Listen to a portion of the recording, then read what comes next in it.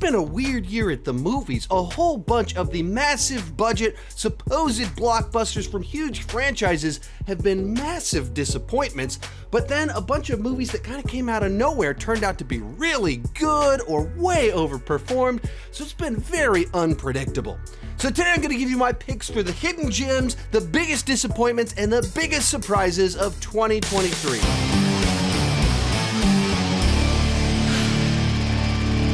While I'm talking, join me down below in the comment section. Share your picks for the hidden gems, biggest disappointments, and biggest surprises of the year. As always, my picks aren't the right picks. They're just my picks, and I would love to see yours. One final thing before we get started, there is a companion video to this over on Patreon. In that video, you got 7 more disappointments and 4 more surprises. That's the kind of year it was. There was just a lot of disappointments this year.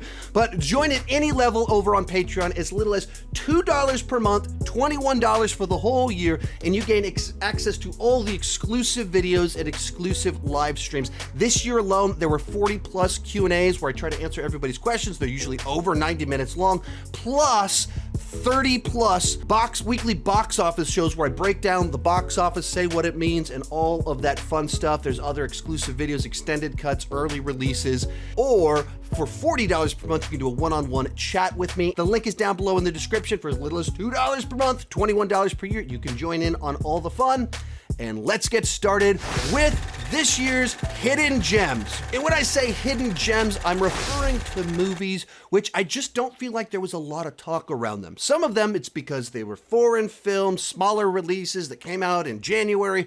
Other times, they were from, or 2 of these were from the same high-profile director that just seems like his movies got kind of ignored by a lot of people. There wasn't as much chatter as I was expecting.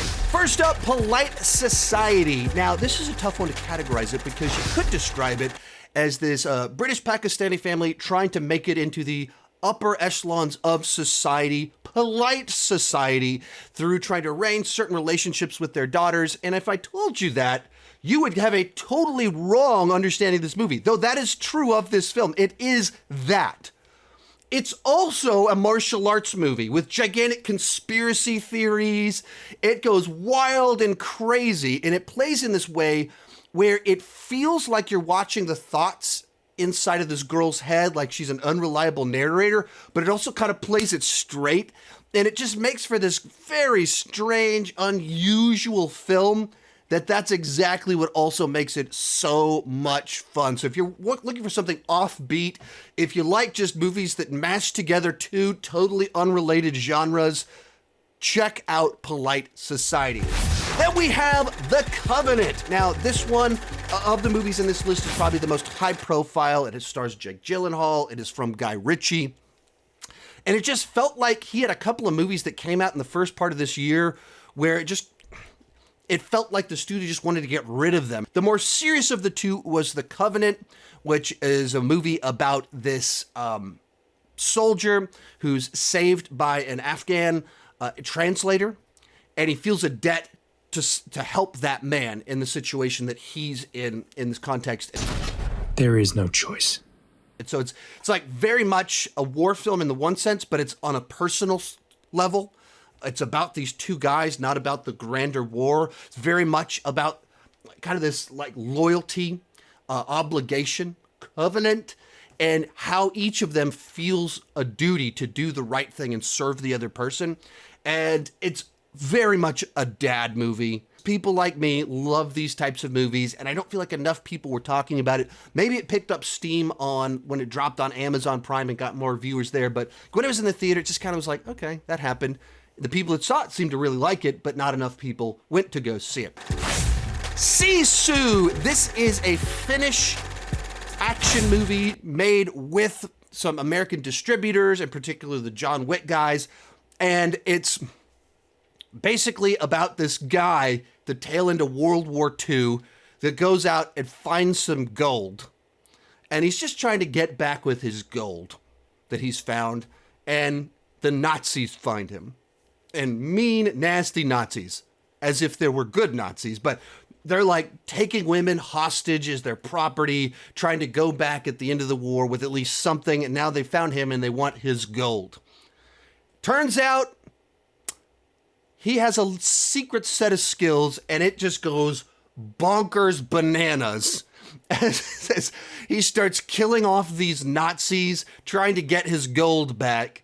And it's way over. It plays it like dead serious, like straight-faced, but everything that happens is over the top and ridiculous. And so you got to go into it knowing that it's very actually silly. It's very ridiculous, but with a straight face. And if you're in the mood for something like that, real nice little hidden gem action movie. Then we have Missing, starring Stormy Reed. When I first wrote this down, I wrote Stormy Daniels, which that would be a very different movie. No, this is Stormy Reed, the up-and-coming actress who's getting all sorts of parts.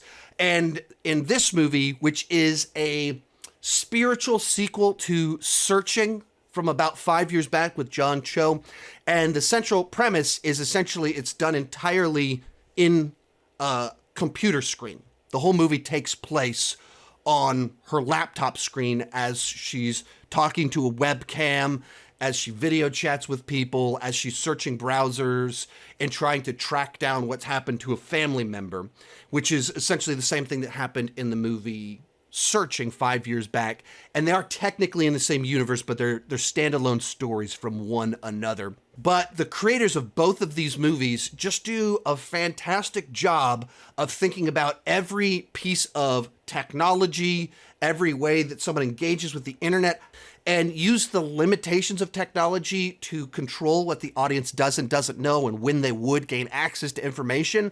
Doesn't overstay its welcome. It has plenty of twists and turns and just has a sharp script. So I would actually recommend both. And it just felt like it kind of got dropped in January. And there's a little chatter then, and then people kind of moved on as more high-profile things came out later on. Final one on here, Operation Fortune. This is the other Guy Ritchie movie that came out this year. And there's a lot of people talking about how Guy Ritchie's past his prime, his career, like he hasn't had a good movie in forever. I think that is so utterly wrong. I think that Guy Ritchie's on a hot streak. And if, like, in particular with Operation Fortune, this was supposed to come out last year.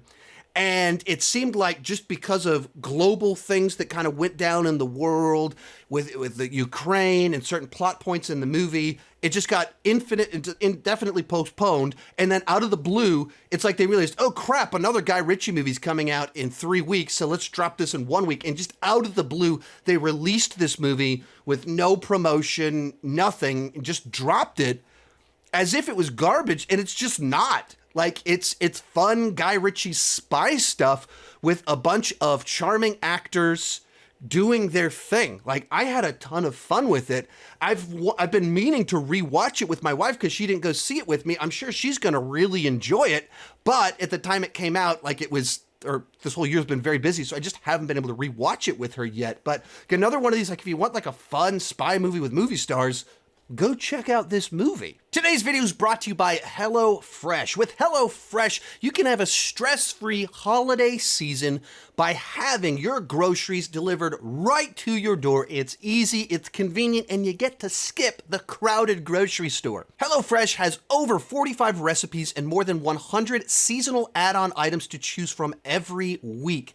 So it's easier than ever to find something for everyone to enjoy. This year, my wife and I entered the chauffeur phase of parenting where we constantly have to drive one of our kids somewhere all the time, and we just don't have time for more stops, certainly not at crowded grocery stores. That's where HelloFresh comes in, and they make it so easy because they deliver the food to our house with the recipes, with everything that we need to have a home-cooked meal, and they've been hits with our kids. Go to HelloFresh.com/SeanChandlerFree and use code SeanChandlerFree for free breakfast for life. One breakfast item per box while your subscription is active. That's free breakfast for life at HelloFresh.com/SeanChandlerFree with code SeanChandlerFree. And let's get back to it. That'll bring us to the biggest disappointments of the year.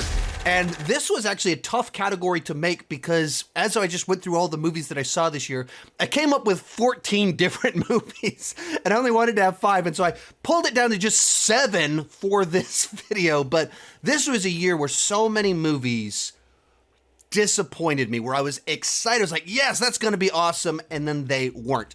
A few of these in this list you're going to look at, I did go positive on, but that's because they're movies that should have been up here, marketed themselves as up here, had the talent to be up here, and then they just dramatically disappointed me from what they should have been. That doesn't mean they were bad necessarily, but they absolutely disappointed me. First up, Ant-Man and the Wasp: Quantumania.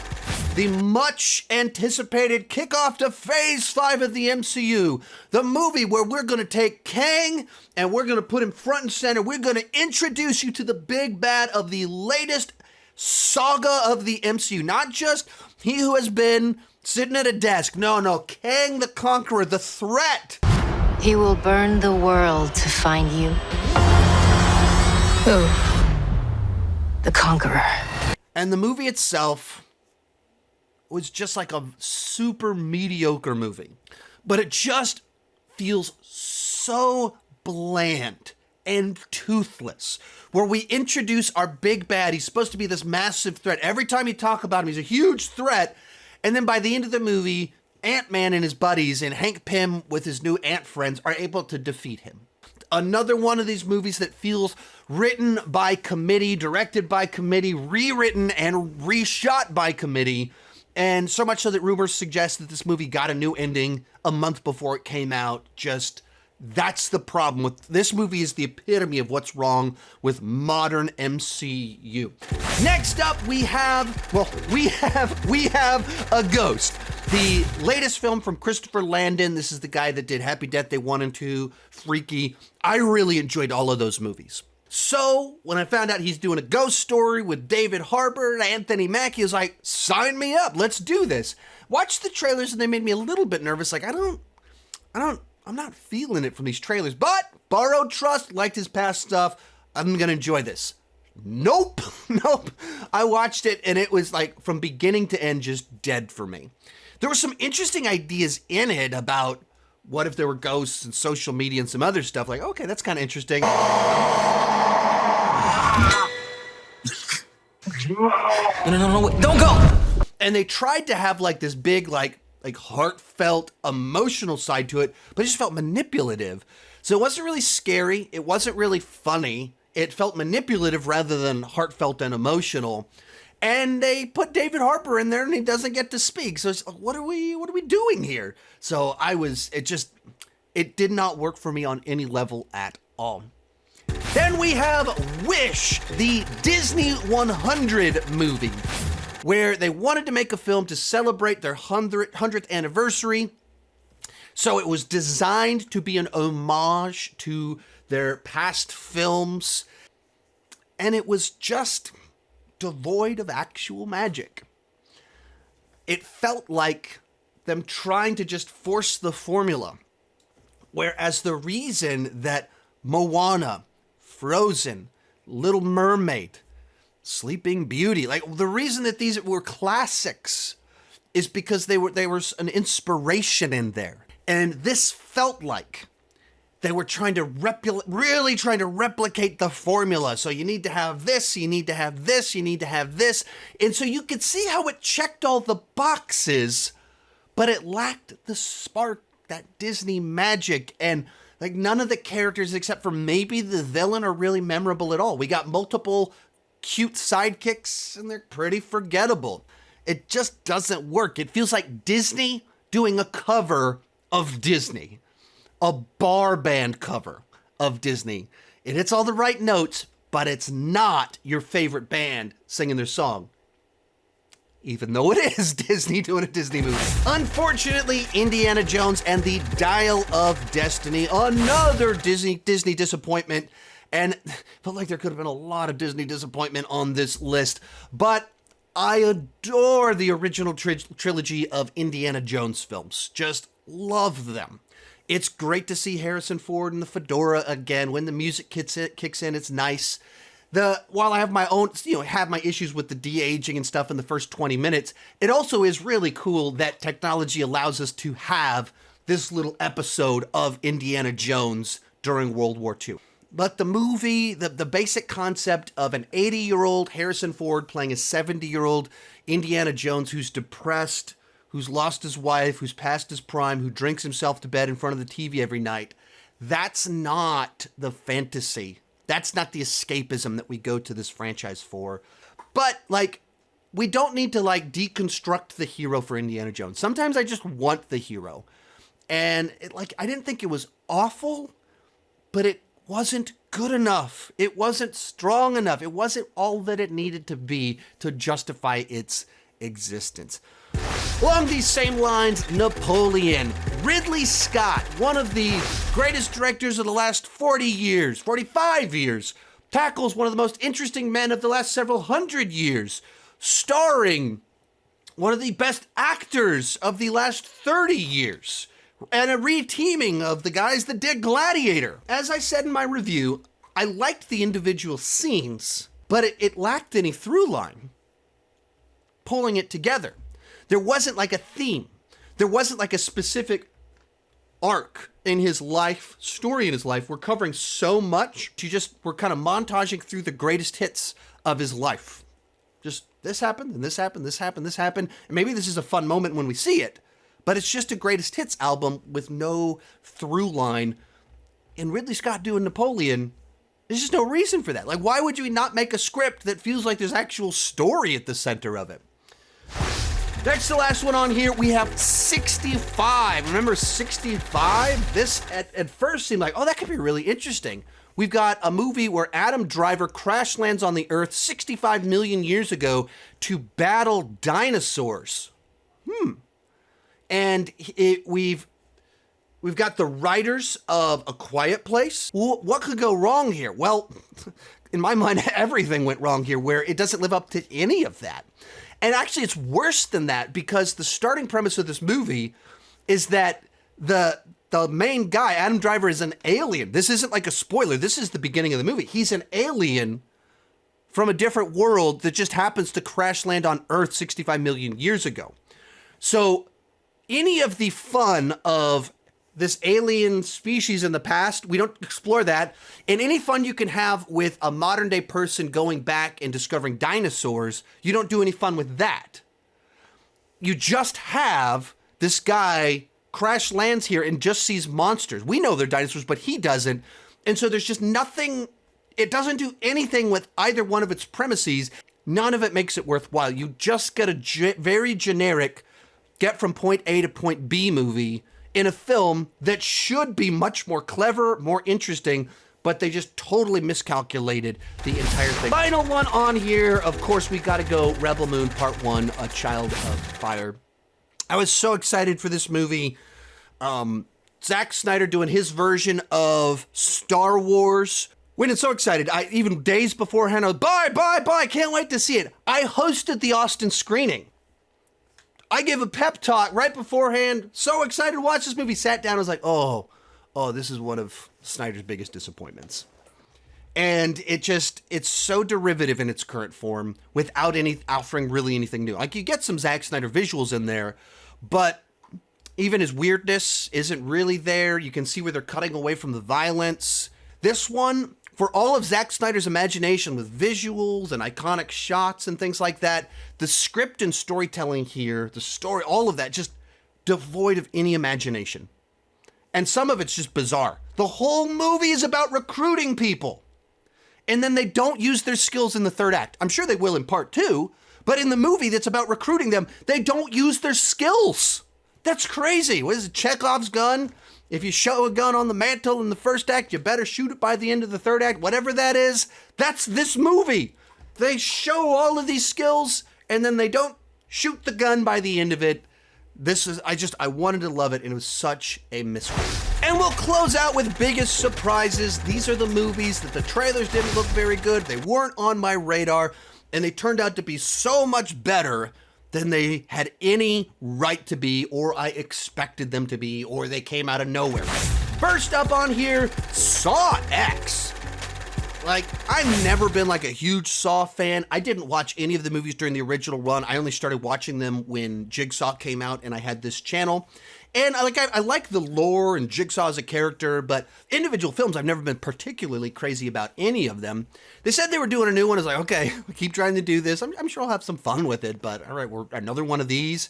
They said Jigsaw's going to be in it, and it's set between 1 and 2. And I went, that's so crazy. That just might work. But I don't know. We'll see what happens. And the trailer aired, and I was like, I think this might actually turn out to surprise. The 9th Saw sequel might turn out to be really good.